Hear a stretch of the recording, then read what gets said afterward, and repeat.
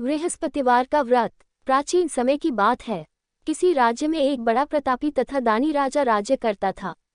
वह प्रत्येक गुरुवार को व्रत रखता एवं भूखे और गरीबों को दान देकर पुण्य प्राप्त करता था, परंतु ये बात उसकी रानी को अच्छा नहीं लगता था। वह न तो व्रत करती थी और न ही किसी को एक भी पैसा दान में देती थी और राजा को भी ऐसा करने से मना करती थी। एक समय की बात है, राजा शिकार खेलने को वन को चले गए थे। घर पर रानी और दासी थी। उसी समय गुरु बृहस्पतिदेव साधु का रूप धारण कर राजा के दरवाजे पर भिक्षा मांगने को आए। साधु ने जब रानी से भिक्षा मांगी तो वह कहने लगी, हे साधु महाराज, मैं इस दान और पुण्य से तंग आ गई हूँ। आप कोई ऐसा उपाय बताएं जिससे कि सारा धन नष्ट हो जाए और मैं आराम से रह सकूं। बृहस्पतिदेव ने कहा, हे देवी, तुम बड़ी विचित्र हो। संतान और धन से कोई दुखी होता है। अगर अधिक धन है तो इसे शुभ कार्यों में लगाओ, कुंवारी कन्याओं का विवाह कराओ, विद्यालय और बाग बगीचे का निर्माण कराओ, जिससे तुम्हारे दोनों लोग सुधरें। परंतु साधु की इन बातों से रानी को खुशी नहीं हुई। उसने कहा, मुझे ऐसे धन की आवश्यकता नहीं है जिसे मैं दान दूं और जिसे संभालने में मेरा सारा समय नष्ट हो जाए। तब साधु ने कहा, यदि तुम्हारी ऐसी इच्छा है तो मैं जैसा तुम्हें बताता हूँ तुम वैसा ही करना। बृहस्पतिवार के दिन तुम घर को गोबर से लीपना, अपने केशों को पीली मिट्टी से धोना, केशों को धोते समय स्नान करना, राजा से हजामत बनाने को कहना, भोजन में मांस मदिरा खाना, कपड़ा धोबी की यहाँ धुलने डालना। इस प्रकार 7 बृहस्पतिवार करने से तुम्हारा समस्त धन नष्ट हो जाएगा। इतना कहकर साधु रूपी बृहस्पतिदेव अंतर्ध्यान हो गए। साधु के कहे अनुसार करते हुए रानी को केवल 3 बृहस्पतिवार ही बीते थे कि उसकी समस्त धन संपत्ति नष्ट हो गई। भोजन के लिए राजा का परिवार तरसने लगा।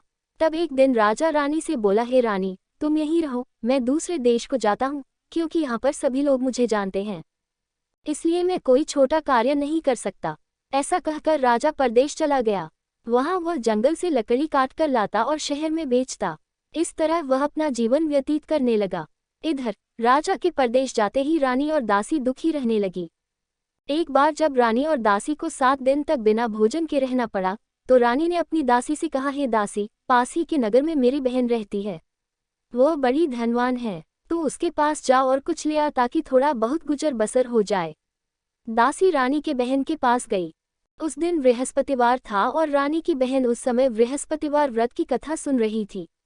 दासी ने रानी की बहन को अपनी रानी का संदेश दिया, लेकिन रानी की बड़ी बहन ने कोई उत्तर नहीं दिया। जब दासी को रानी की बहन से कोई उत्तर नहीं मिला तो वह बहुत दुखी हुई और उसे क्रोध भी आया। दासी ने वापस आकर रानी को सारी बात बता दी। सुनकर रानी ने अपने भाग्य को कोसा। उधर रानी की बहन ने सोचा कि मेरी बहन की दासी आई थी, परंतु मैं उससे नहीं बोली, इससे वह बहुत दुखी हुई होगी। कथा सुनकर और पूजन समाप्त कर वह अपनी बहन के घर आई और कहने लगी, हे बहन, मैं बृहस्पतिवार का व्रत कर रही थी। तुम्हारी दासी मेरे घर आई थी, परंतु जब तक कथा होती है तब तक न तो उठते हैं और न ही बोलते हैं, इसलिए मैं नहीं बोली। कहो दासी क्यों गई थी? रानी बोली, बहन, तुमसे क्या छिपाऊं, हमारे घर में खाने तक को अनाज नहीं था। ऐसा कहते कहते रानी की आंखें भर आई। उसने दासी समेत पिछले 7 दिनों से भूखे रहने तक की बात अपनी बहन को विस्तारपूर्वक सुना दी। रानी की बहन बोली, देखो बहन, भगवान बृहस्पतिदेव सबकी मनोकामना को पूर्ण करते हैं। देखो, शायद तुम्हारे घर में अनाज रखा हो। पहले तो रानी को विश्वास नहीं हुआ, पर बहन के आग्रह करने पर उसने अपनी दासी को अंदर भेजा तो उसे सचमुच अनाज से भरा एक घड़ा मिल गया। ये देखकर दासी को बड़ी हैरानी हुई।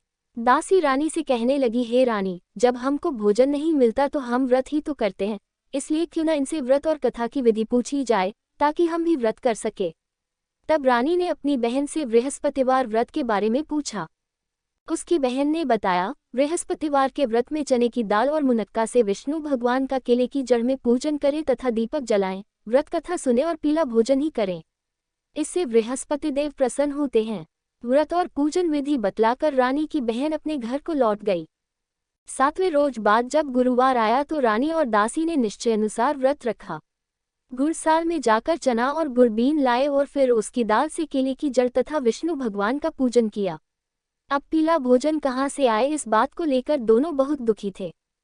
चूंकि उन्होंने व्रत रखा था इसलिए गुरुदेव उन पर प्रसन्न थे, इसलिए वे एक साधारण व्यक्ति का रूप धारण कर 2 थालों में सुंदर पीला भोजन दासी को दे गए।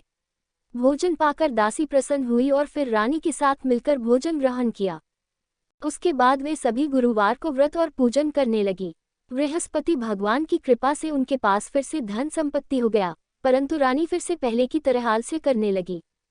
तब दासी बोली, देखो रानी, तुम पहले भी इस प्रकार आलस्य करती थी, तुम्हें धन रखने में कष्ट होता था, इस कारण सभी धन नष्ट हो गया, और अब जब भगवान गुरुदेव की कृपा से धन मिला है तो तुम्हें फिर से आलस्य होता है। बड़ी मुसीबतों के बाद हमने ये धन पाया है, इसलिए हमें दान पुण्य करना चाहिए, भूखे मनुष्यों को भोजन कराना चाहिए और धन को शुभ कार्यों में खर्च करना चाहिए, जिससे तुम्हारे कुल का यश बढ़ेगा, स्वर्ग की प्राप्ति हो और पितर प्रसन्न हो। दासी की बात मानकर रानी अपना धन शुभ कार्यों में खर्च करने लगी, जिससे पूरे नगर में उसका यश फैलने लगा।